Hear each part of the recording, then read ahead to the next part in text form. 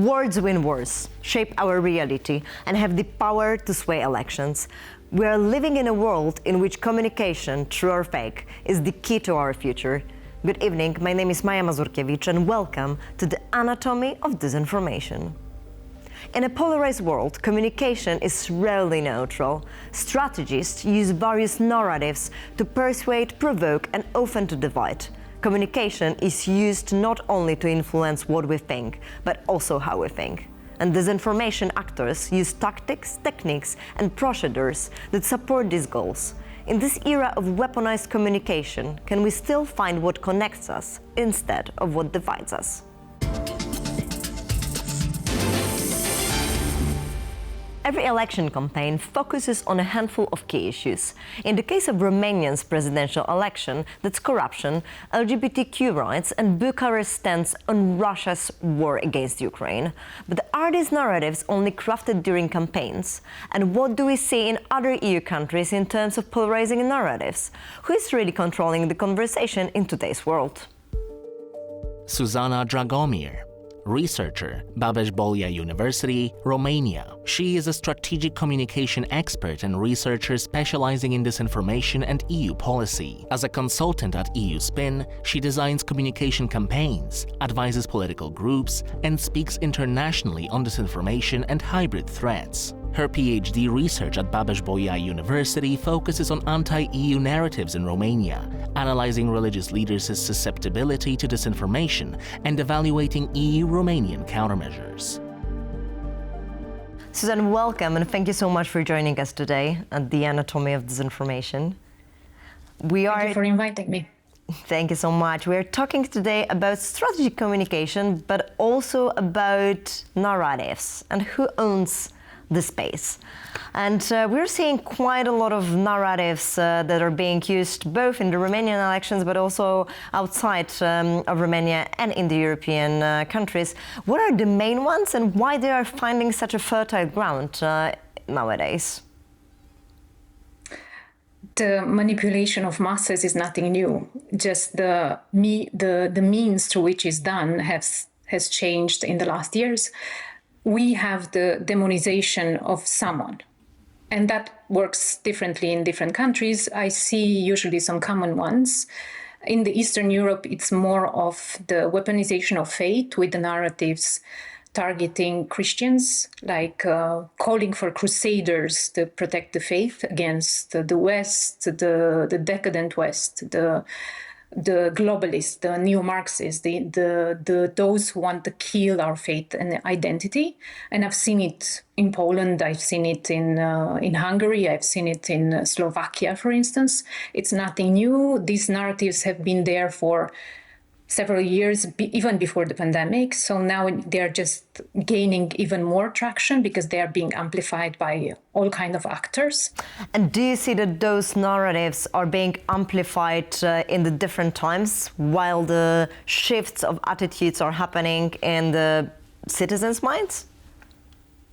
I think the biases already existed. It's nothing new. Some biases against the Jews, some biases against the minorities have existed. Now they are just more amplified. Also in the current, let's say, unsafe environment, because in a social time of fear, let's say, fear of war, fear of economic uncertainty, it's very easy to use this to kind of, let's say, amplify the tensions that already exist in society. So instead of focusing on economic topics, you distract, in fact, the attention. The extraction of attention is taking place from real topics into the sensitive topics. And this is a mass manipulation, really like classical, let's say, tool. And I've been seeing this more and more lately. The debate is not on what really matters, like inflation, prices, but it goes into this culture war, and the culture war is being super amplified all over. I've seen it in Poland and I've seen it in Romania. And it's visible because it's us versus them, right? It's very much also adding to what we feel, not only what we think. So how we can take over the narrative? Media literacy can be a solution, but it's a long-term solution, and I think it's too late for that.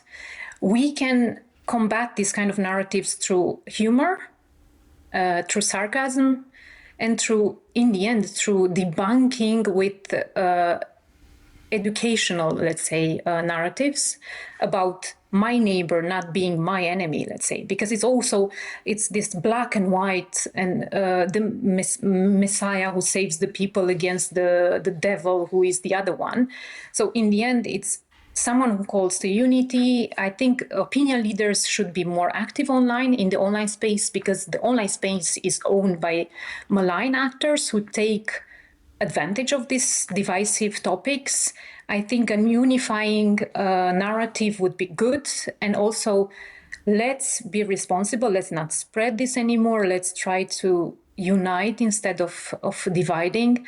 And I would call on people with traction online to talk more, to be more visible, to create bridges instead of separations and cleavages, because we already have the cleavages. Let's try to unify what we have and create a common idea instead of a common enemy. So it's also about building the awareness. So people need to be aware, first of all, that is happening. You are from Romania. Do you think that people are aware of disinformation in there, or is it like just a big chaos of what is happening in the information space? I think we live in an overflood of information era. So we are bombarded by information from all over.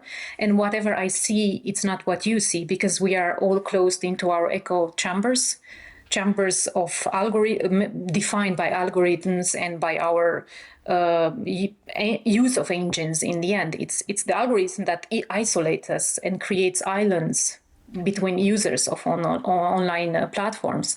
So in the end, it's up to us to get out of our own bubbles and to start speaking and to start spreading also nice narratives, because it's full of toxic narratives. What I've seen lately, it's a lot of poisonous narratives about LGBT invasion, your kids being transformed into LGBT kids, all kind of. Isn't it that just like the good communication, like positive communication, doesn't click? No, the clickbaits are always poisonous, let's say. I think the platforms are basically encouraging a lot of interaction. So the interactions are made much more viral on negative content, because this is how these apps are built to feed on strong emotions, and negative emotions are the strongest emotions. Fear is the strongest emotions we have. Fear and faith. So faith and fear are being weaponized now and used in different ways. So and even behind the nice dogs and cats pages, they are malign actors. They use these pages to amplify the space. So they basically create pages with nice flowers, nice landscapes, AI-based pages with a lot of followers. And when the elections come, they transform them into propaganda machines. And I've seen these ecosystems in the online space on Facebook in Romania a lot. So nothing. It's been happening in Poland as well. Nice. In the end, it's just like camouflage, let's say. And isn't Digital Services Act formed to protect this information space? Why it's not really working? I think we are always behind as regulators, way behind whatever happens. So DSA was already created in 2023, and now the tech has evolved so much and AI has evolved so much that I think DSA is not even that relevant anymore. And the platforms are so strong, and their terms and conditions, I've seen it all over again, are actually stronger than the national laws implementing DSA. So in the end, it's up to the goodwill of the platforms to clean or not to clean the digital space. In the end, it comes to the responsibilities that these big tech companies have, and they have a lot of power to control the narratives. And what can we do if we have more power on it? Can we unite and put a pressure on the platform so they join the good side? I think the only in the end, the only solution should be a cyber, because it's beyond the platforms. We should have an international cyber act which regulates the cyberspace. Because in the end, it's not only about the platforms. For instance, whole disinformation campaigns are purchased on dark web, and they are very cheap. It should be an international agreement on the regulatory frame of cyberspace. Cyberspace does not confine to the limits of a state. So if I want to regulate, for instance, our Central Electoral Bureau is taking down content, illegal content from the Romanian space, but its jurisdiction stops at the Romanian border. This is not possible to be done by a member state. This is an international problem, not a Romanian problem, not even an EU problem. And perhaps that's what we need to do, to have a discussion on the internet, because we really never thought of how to form it. It was just being formed as we were going. Thank you so much for joining us today. Thank you as well. Have you ever wondered why we are so susceptible to what we see and hear around us? Let's take a closer look at the psychological mechanisms that make us vulnerable to disinformation and why it spreads so rapidly.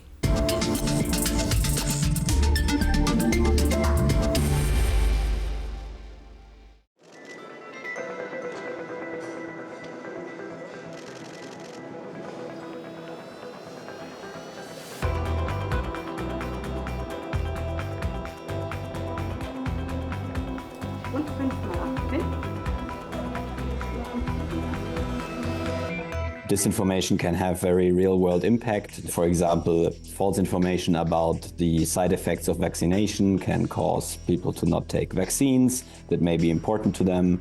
Then there are misinformation about immigrants, for example, spread by Trump himself about eating pets and stuff like that, that can then result in violence against immigrants. That is a real-world consequence. Or we saw a similar development in the recent UK riots that were also sparked by some disinformation that was spread about a crime. I think no one is really immune against mis or disinformation, but of course you can be better prepared or less prepared. But if it's, the disinformation is jumping on a certain narrative that is important to you, I think the susceptibility is always there. However, there are some differences between groups.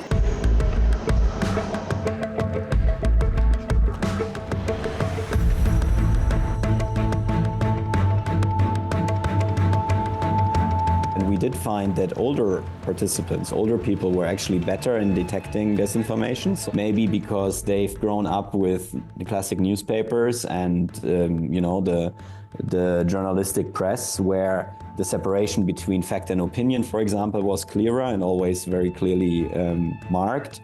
While younger generations who've been digital natives and have been online all the time, we do know that through digital media, the recipients are more of the younger generations, because we do know that younger generations use more social media, for example, and that's where the populist party is also very active and very popular. So in one way, we also see that there's a bit of a change in the generations. At least, for example, in Germany, the populist parties also gain a lot of support from younger generations. And then if we look at the older generations, we know that they are more exposed to classical media, television and newspapers. But of course also there, that's a pathway through the official populist parties, like in Germany, the AfD, for example. Russian narratives can enter their information world. We used to have journalism and we had politics, politicians, but now we do have the influencers, which are something in between. They are like citizens, but still they having often an agenda, or they earn money with it. So it seems that in these data sets, younger people were more susceptible, and that's a bit of a surprise. Education did not play a huge role, interestingly, even though we would think of, but maybe it shows something about our education systems, that they are not really preparing us for detecting disinformation online. A few weeks ago, Spain came to a standstill. A nationwide blackout, something we'd only read about in books, became a reality. It lasted for just a few hours, but it affected millions in many ways and sparked disinformation about the power crisis and the climate emergency. In today's conversation, we explore why that's happening. Max Falkenberg, Marie Curie Research Fellow, Central European University. He is a computational social scientist and physicist applying network science to study political polarization, climate communication, and climate finance. He contributed to COP28 reports on climate tipping points and advised institutions like the World Bank and Bank of England on sustainability transitions. He contributed to COP28 reports on climate tipping points and advised institutions like the World Bank and Bank of England on sustainability transitions. Mr. Falkenberg is a former policy analyst for the British Parliament's EFRA Select Committee and researcher at Imperial College London and City, University of London. Max, welcome, and thank you so much for joining us today from Vienna, Austria. Thank you for having me. Thank you so much. It's great to have you, in particular, tackling the issue of climate change, but we'll start of what happened recently in Spain. The whole Spain stopped because of the blackout, and there was a lot of disinformation around this situation as well. Yes, so on April 28th, as many people in Europe know, Spain and Portugal also suffered one of the biggest blackouts in their history. So around 55 million individuals were affected by this blackout. And in the 24 hours that it took to resolve this issue, there was a lot of discussion about the causes behind this blackout. And one of the main narratives that emerged in the media, both on social media but also amongst traditional outlets, is that one of the causes of this blackout was Spain's reliance on renewable energy, and specifically on solar energy, which had caused a disruption in the power grid and as a result caused this power outage. So, and have you seen how fast they were going? They were going straight from the moment it went black, or? So I mean, so I'm not based in Spain, but in the international media, within hours of this discussion, people were speculating as to the causes of the outage and specifically blaming solar energy. Now, I mean, one of the important things to say is the energy system of every country, not just Spain, is extremely complex, and we have a mix of different energy sources at play which support the energy needs of a country. And as the government of Pedro Sanchez said, it will take a long time to really work out exactly what went wrong and how different parts of the power grid work together to cause this outage. But what is not helpful in this moment is to speculate on the specific causes and to immediately suggest that the whole energy policy of a country moving towards renewables is not viable and not a positive change for the future, where we need to move towards renewable energies given the urgency of the climate crisis.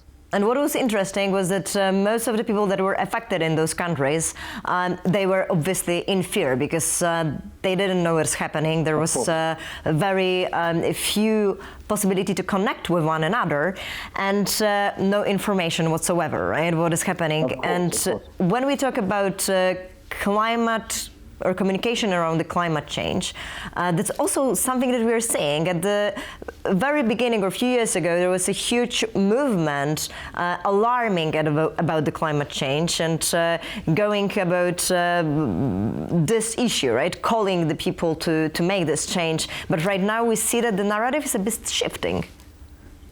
Yes, absolutely. So, I mean, the discussion around climate change and the need for societal change moving away from fossil fuels has been taking place over many decades. But what's really noticeable is that these discussions about the need for climate action remained quite niche for many, many years. And simultaneously, the opposition to climate action, the narratives of climate denial, were also relatively rare. So what happened as climate change became more and more obvious, an existential threat to our societies. As the youth climate movement started to grow in 2019, what we saw simultaneously on social media mainly, but also to some extent in the wider media, was this growth of narratives opposing climate action. And what has happened in the last 5 to 10 years is that opposition to climate action has moved in the spaces of doubt. Sometimes we call these the narratives or the discourses of delay, where people talk about the reasons to doubt the need for climate actions. Examples include arguments that acting on climate change will make us poorer. They include arguments that the climate action have economic interests when they want to promote green energy. There are arguments to do with, for example, in Europe, that there's no point decarbonizing in Europe if China will not act, if the United States will not act, if India will not act. And this is operating in those spaces between traditional hard forms of climate denial and the reality we are in today. And Max, who is the main messenger on this? Are there any operational groups that you see? That's a good question. So historically, in these stronger forms of climate denial, which really say that climate change is not real and is not caused by humans, this is a relatively small community who, when we look on social media, have never really had very much influence. But what started happening since 2019 is, as these communities moved away from these extreme forms of climate denial, the narratives of climate delay became increasingly palatable to politicians who, for strategic reasons, for political reasons, would benefit from not supporting climate action. Can you give any examples, any concrete examples of the politicians that are doing that? Of course. I mean, this is a problem not just, many people suggest that climate denial is only a problem of the political right, but these discourses of delay, this resistance to action, is really a problem across the political spectrum. So, for example, a good example is the COP climate summits. You have politicians attending the COP climate summit every year, and they seem to engage with narratives of climate action. But the summits themselves are often not credible because they are held in fossil fuel exporting states. For example, in Egypt, in Dubai, in Azerbaijan. And you have politicians, for example, like the former Prime Minister of Australia, Tony Abbott, who, when not at these summits, would talk about, resistance to climate action, but would then attend these summits. He would play the game, say he sees the need for change, but they would then promote solutions which are not viable for the long run. And Tony Abbott is not the only example. Someone like Tony Blair just last week spoke about the need for carbon capture storage for coal plants, looking for technological solutions, and saying that the move to net zero is not economically feasible for the UK. Max, thank you so much for joining us and for explaining as well how important is what we're also communicating to the public, especially if we have a big audience. Thank you so much. Thank you for having me.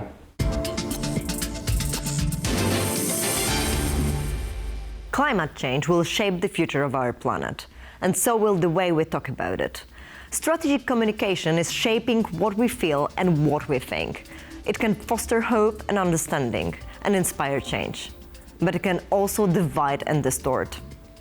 In the end, this isn't just about science or policy, it's about trust. Trust in facts, trust in one another, and remember, efforts are being made to erode that trust. So till next time, keep calm and think deeply.